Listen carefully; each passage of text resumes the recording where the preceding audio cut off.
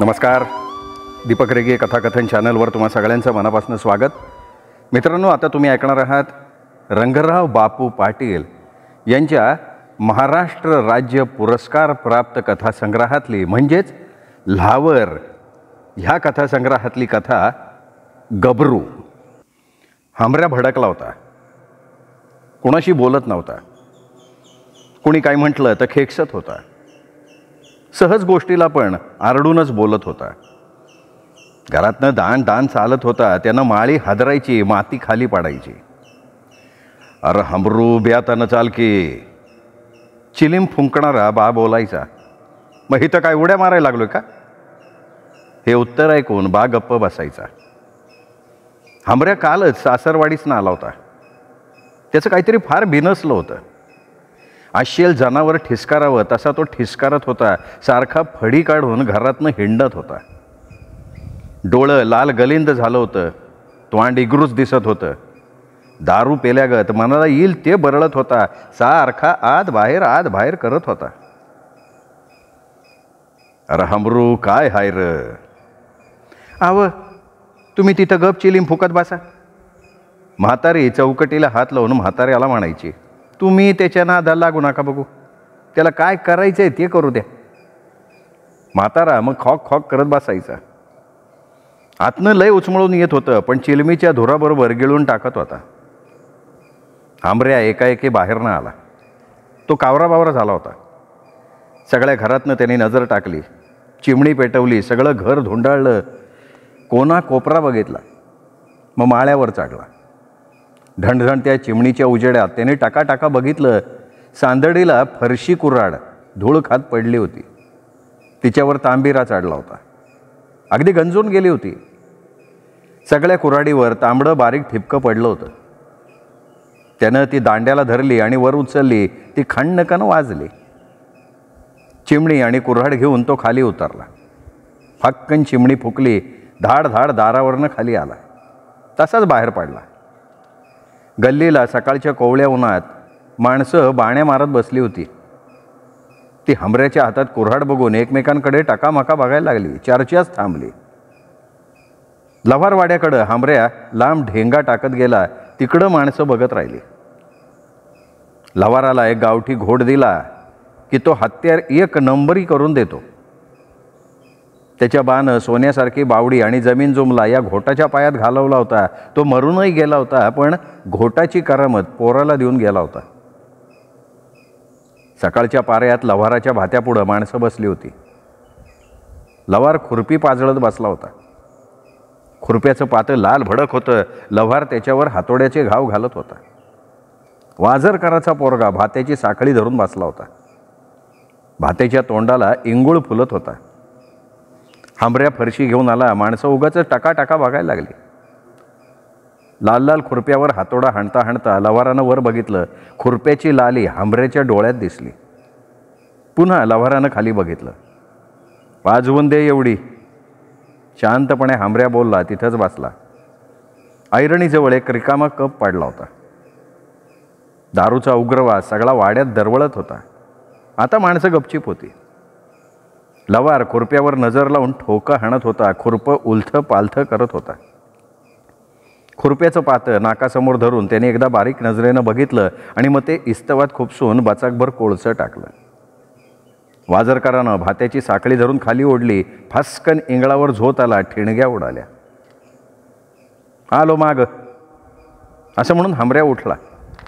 त्याच्या डोळ्यातनं ठिणग्या उडत होत्या. खंडूच्यातली सायकल घेऊन तो गावाबाहेर पडला. रघुनाथाचं पडकं देऊळ वालांडलं. वड वालांडला. ओढ्यातून पलीकडं झाला. मळदळं लागलं. सायकल दाबीत तो बोवाच्या विहिरीवर आला. बो आहेत का? घरातनं एक म्हातारी बाहेर आली. निरखून बघत म्हणाली, आहेत खोपीत. हिरीच्या काठाला दाट झाडाझुडपात बारीक खोप होती.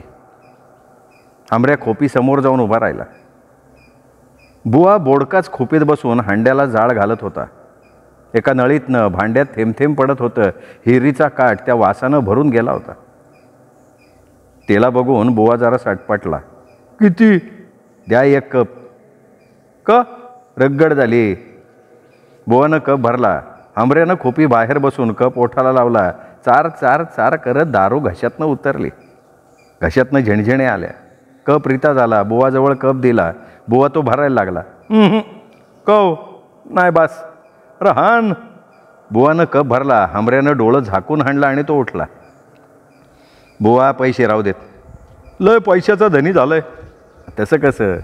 माझ्याजवळ पुन्हा पैशाचं नाव नाही काढायचं. पिऊस वाटेल तेव्हा यायचं आणि आपल्या हातानं घ्यायचं. बरं आता जाऊ का? बस की का? नाही एका उद्योगात आहे. असं म्हणून आंबऱ्या उठला. छपराजवळनं डगरीनं खाली उतरला. उगाचच आपण तिरकं चालतोय असं त्याला वाटायला लागलं. त्यांनी सायकल घेतली. त्याला तिडबडल्यागत वाटायला लागलं. झाडं तिरपी उगवल्यागत दिसायला लागली. हांडेल कुणीकडं बी वळायला लागला. एलकावं खात खात सायकल कशी तरी गावात आली. मारुतीच्या देवळाजवळनं तो मुलाण्याच्या घराकडे वळला. त्याच्या सोप्याला ही गर्दी.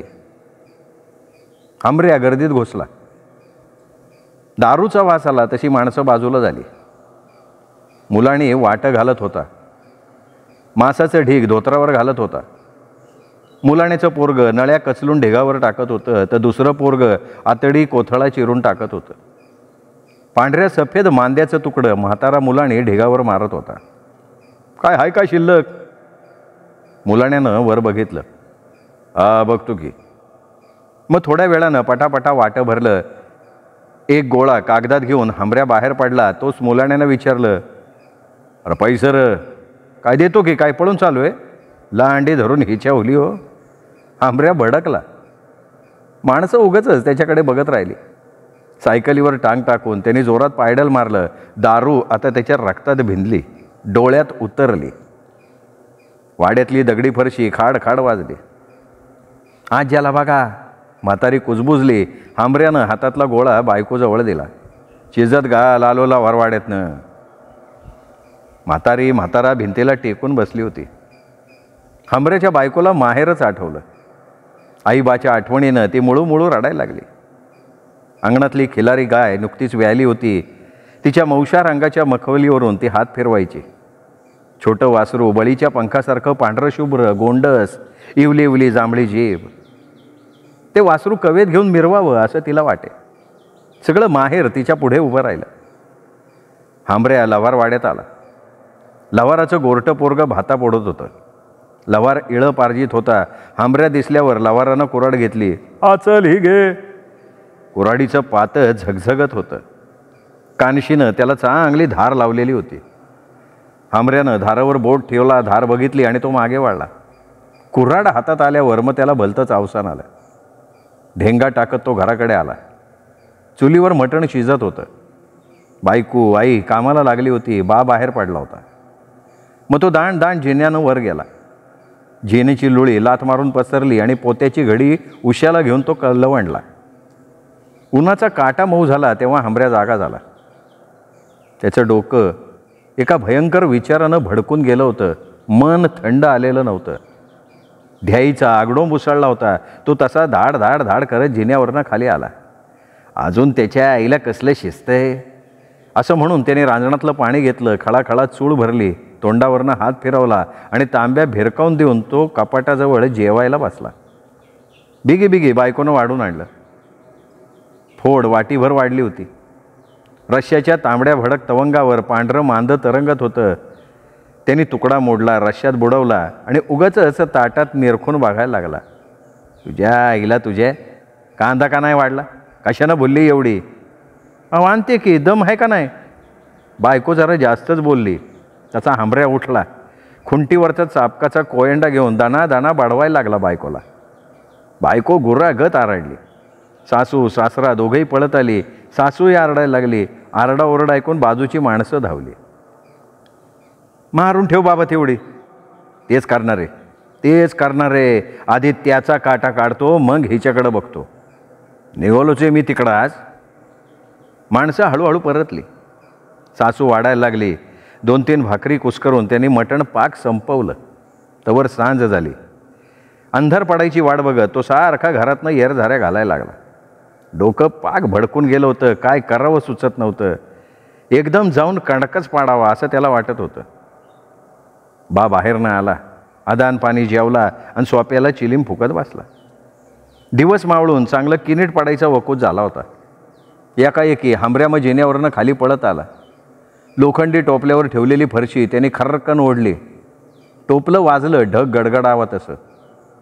जेवायला बसलेल्या सासवा सुना दचकल्या. म्हातारी तुटकून उभी राहिली. म्हाताऱ्याला म्हणाली, अहो कुऱ्हाड घ्या त्याच्या हातातली, पळा. म्हाताऱ्याने चिलीम टाकली, बाहेर पडला, अंधारातनं बोलला, अरे हांबरू. गल्लीत माणसं होती. अरे धरा की त्या हांबऱ्याला धरा. न समजून माणसं आडवी गेली. कोणी मला अडवायचं नाही, येतो खांडोळी करून त्याची. खांडोळीच करणार त्याची आणि मग परतणार म्या. माणसं बाजूला झाली आणि हांबऱ्या अंधारातनं झापा झापा निघून गेला. म्हातारा मागं आला. सगळी गप गुमान बसली. मागणं माणसं आत आली. घाणंवाला आत आला. सगळी गप गुमान बसली. सासू सून अर्ध्या ताटावरनं उठल्या. अहो अण्णा काय म्हणायचं हे? काय आपलं नशीब म्हणायचं? नाही पण असं का करायला लागलं हो? टग्या व्हायला लागलाय टग्या. पण झालं तरी काय? गेला कोणाव चालून? अहो सासऱ्याव खवळलाय त्यो. हा दारू पिला म्हणून सासऱ्याने याला ठोकला होता सासरवाडीत. त्याचा बदला घ्यायला गेला यो. माणसं वाडूळ बोलत बसली आणि मग निघून गेली. रात किर्र झाली होती. काळाभोर अंधार होता. चांदण्या लुकलुकत होत्या. केसकराच्या मळ्यातनं कोल्हे कोई ऐकू येत होती. म्हातारा सोप्यात लवंडला. सासवा सुना माडीवर गेल्या आणि झोपल्या. सुनेनं मुस्कटून घेतलं. ती रडायला लागली. मग सासूलाही जोर चढला. मग त्या बी भाड्यानं माझ्या पोराला का बॉट लावा ग? जावयाला कोण मारतं वय? असं कुठं जगात असतंय वय? हां, जावयाला मारतोय सासरा. वेदनेवर मीठ चोळलं जात होतं. सून घळाघळा रडत होती. रात्र उलथून चालली होती. उशिरानं सासूचा डोळा लागला आणि एकाएकी दरवाजा धडकला. त्या भयान शांततेत दरवाजाच्या दाराची धडक भयानक वाटली. सुनेनं चिमणी लावली. सासूला हाक मारली, आत्ती, अहो आत्ती, आत्ती हो. तिने म्हातारीला हलवून जागी केली. काय ग? हो दरवाजा कोणीतरी धडकला. हाक मारली का? अहो शुद्धीवर असलं तर हाक. काय बघाय मिळते कोणाला ठाऊ? असं म्हणत म्हातारा दिवा घेऊन पुढं निघाला. म्हातारी मागणं. सून अंगणात दातात पदर धरून उभी परमेश्वराचा धावा करत उभी राहिली. काय वाईट घडू देऊ नको बाबा. म्हाताऱ्यानं आडाणा काढला. अंधार ढूप पसरला होता. गल्ली भयाण वाटली. रस्त्याकडचा दगडाचा खेळा भेसूर दिसला. पण कुठेच काही दिसत नव्हतं. म्हातारा आणखीन 4 पावलं पुढे गेला. इकडे तिकडे बघितलं आणि मागे फिरला. वाड्यात आला. दरवाजा लावून आडाणा घातला आणि अंगणात आला. तोच मागणं परत धाडकन दरवाजा वाजला. वाऱ्यानं वाजते ग असं म्हणून म्हातारा घरात आला. जिन्याखाली चावड्यावर बसला. चिलीम पेटवली. सासू तिथे जवळ टेकली. सून जरा लांब पण गपचूप उभी होती. तिच्यापुढं भयानक खेळ उभा राहिला. रक्ताच्या थारोळ्यात पडलेला बा आणि रक्तानं माखलेली कुऱ्हाड. रात्र किती होती कोणास ठाऊक. सगळीजण तशीच बसून होती. म्हातारा अंगणात येऊन उगाच चांदण्या बघायला लागला. पोत्याचं पटकार टाकून अंगणात लवंडला. सासू भीतीला पाठ लावून बसली. पोरगं डोळ्यापुढे दिसत होतं. सासऱ्यावर झगमगणारी फरशी चालवत होतं. पोलीस हातकड्या घालून पोराला नेत होतं. पोरगं फासावर लटकताना दिसत होतं. माणसं रडत होती. आई अंबरडा फोडत होती. असं काहीतरी विचित्र तिला आठवलं आणि तिच्या अंगावर काटाच उभा राहिला. आणि तेवढ्यात बाहेरून कुणीतरी दरवाजाचा आडणा खळकन काढला. सासू झटक्यात बाहेर आली. म्हातारा सपाट्यानं उठून पोत्यावर बसला. दरवाजा करकरला. भली उंच आकृती अंधारातनं आत आली आणि पुन्हा दरवाजा बंद झाला. अंगणात चिमणी ढणढणत होती. हातात कुऱ्हाड पेलत हांबऱ्या तिथं आला. चिळकांड्या काळ्या ठिक्कर पडल्या होत्या. कुऱ्हाड रक्तानं माखली होती.